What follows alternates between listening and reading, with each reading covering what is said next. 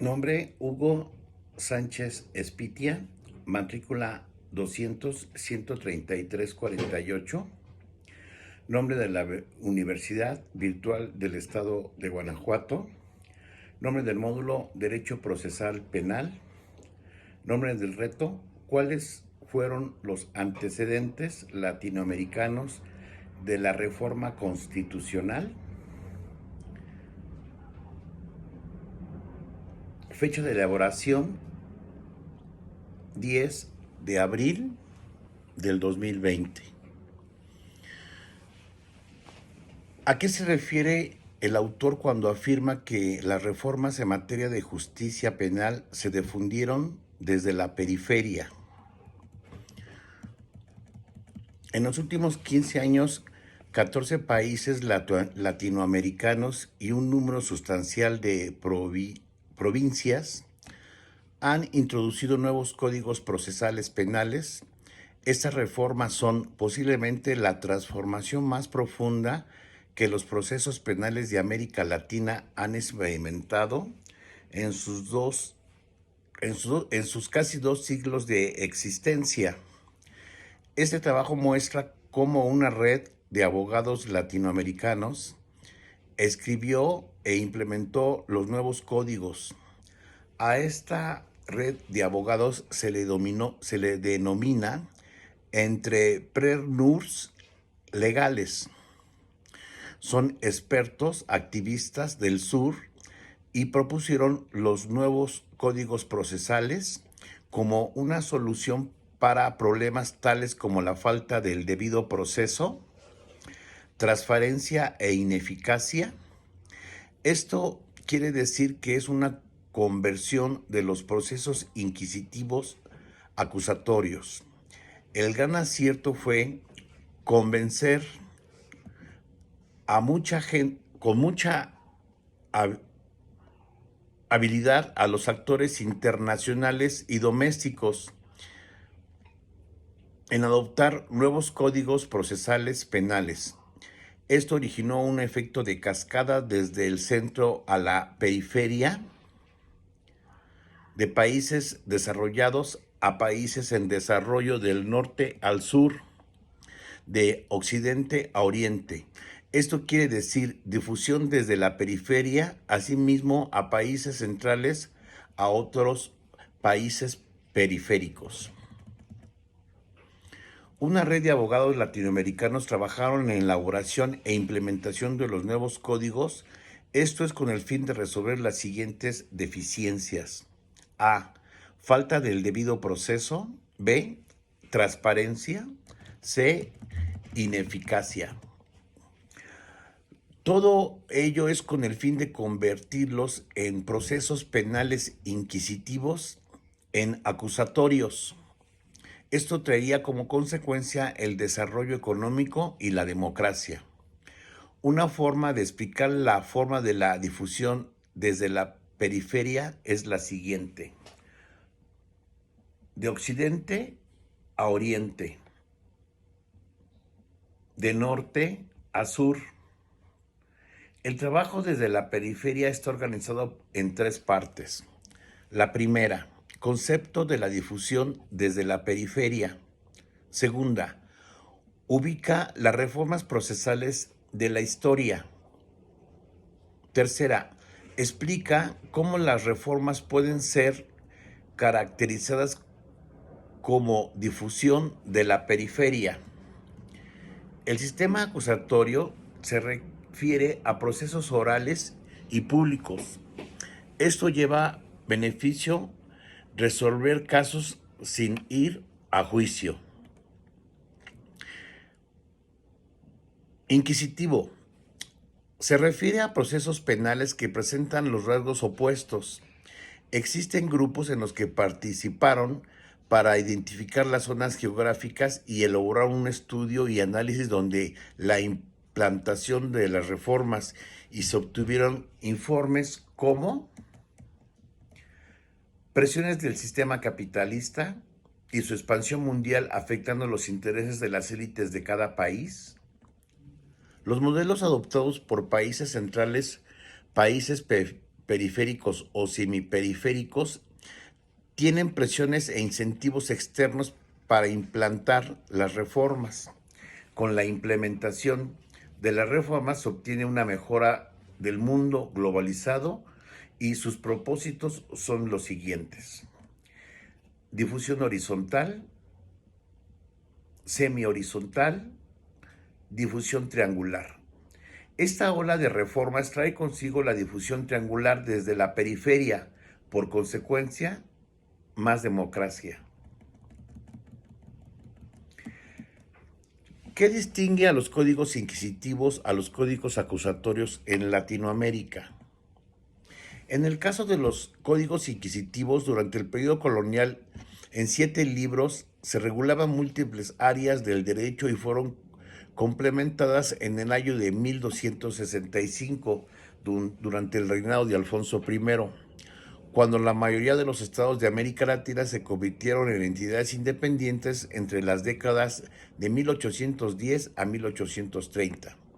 En el caso del proceso penal, la discusión se centró en parte sobre si los estados latinoamericanos debían sumarse a la ola de reformas procesales penales en Europa del siglo XIX, o adoptar los modelos españoles que habían prevalecido durante el periodo colonial. En el siglo XIX, Europa inició una serie de reformas procesales penales. Por darles un ejemplo, en 1808 Napoleón adoptó para Francia su Code d'Instructions Criminales y Francia se alejó del modelo inquisitivo. Por darles un ejemplo, el imputado tenía derechos muy limitados y con ello se incorporó un juicio oral público o ante un jurado. Esto trajo como consecuencia que las élites iberoamericanas rechazaran estos códigos más liberales porque su población no estaba preparada para estos juicios, y en América se continuó con el modelo inquisitivo, por lo que los derechos del imputado eran muy limitados, no había discrecionalidad o secrecía del proceso. Ahora hablemos de códigos acusatorios.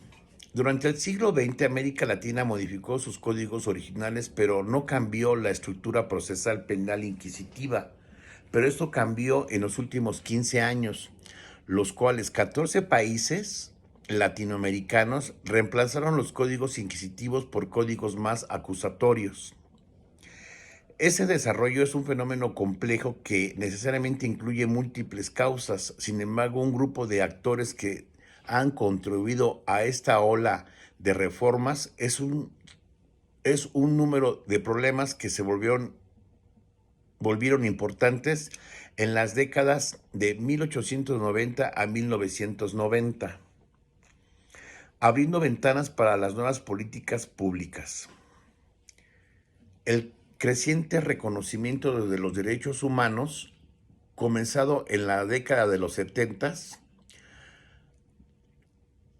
contribuyó a la percepción entre actores domésticos que los estándares del debido proceso eran demasiado bajos para demostrar la permisividad de los estándares de los derechos humanos existentes para fortalecer sus argumentos en favor de la reforma procesal penal.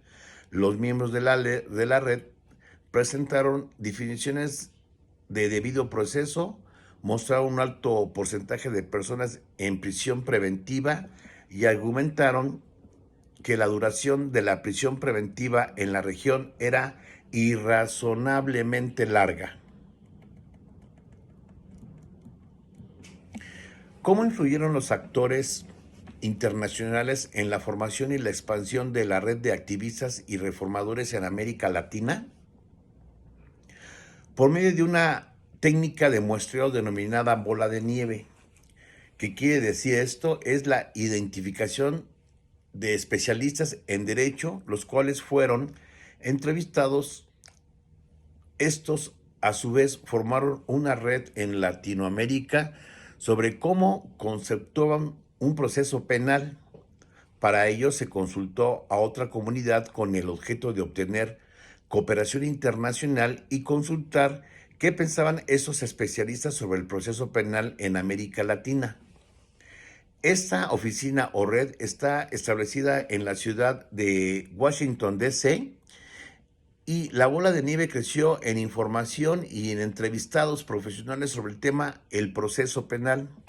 Fueron 19 países latinoamericanos los que fueron objeto de análisis y estudio, y se concluyó con la siguiente información. Entrevistados en el tema proceso penal, la mayoría de los entrevistados concluyeron que deberían reformar el proceso penal en América Latina. Asimismo, esta reforma no representaba intereses particulares de cada especialista, sino que mejorara el proceso y la transparencia. Para llevar a cabo las reformas procesales en América Latina, intervinieron para su implementación las siguientes instituciones: la USAID, la GTS, la Fundación Konrad Adenauer, el Departamento de Justicia de los Estados Unidos, Banco Interamericano, Banco de Desarrollo, Banco Mundial, el National Center for State Court, el CEJA, el Programa de Naciones Unidas para el Desarrollo. Todas estas instituciones trabajaron en las reformas procesales penales en América Latina. A este grupo se le denominó gente con conocimiento sobre instituciones internacionales. Otro grupo formado fue gente con conocimiento sobre países, y por último, el tercer grupo fue conocimiento sobre temas institucionales y sobre países. Como conclusión, 19 países fueron los iniciadores de la reforma del proceso penal, en la que, mi opinión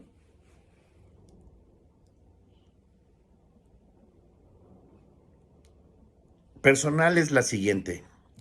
Después de haber leído el documento Langer y habiendo consultado la reforma constitucional en materia de seguridad pública y justicia para el México, mi opinión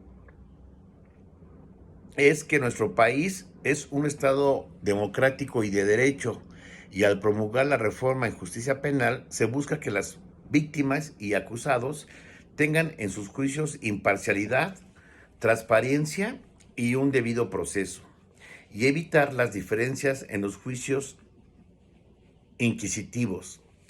A partir de los años 70, México inició un reconocimiento de los derechos humanos para demostrar la permisividad de los estándares de derechos humanos existentes y para fortalecer argumentos, definiciones del debido proceso. Estos mostraron un alto porcentaje de personas en prisión preventiva y argumentaron que la duración de la prisión preventiva en la región era irrazonablemente larga, por lo que era necesario implantar reformas y cambios al debido proceso. La reforma defiende las garantías y derechos humanos de los procesados. Con la aportación de Langer y sus consultas y metodología fue un detonante para que organizaciones internacionales llevaran a cabo en cada país las reformas que se requiere para impartir justicia.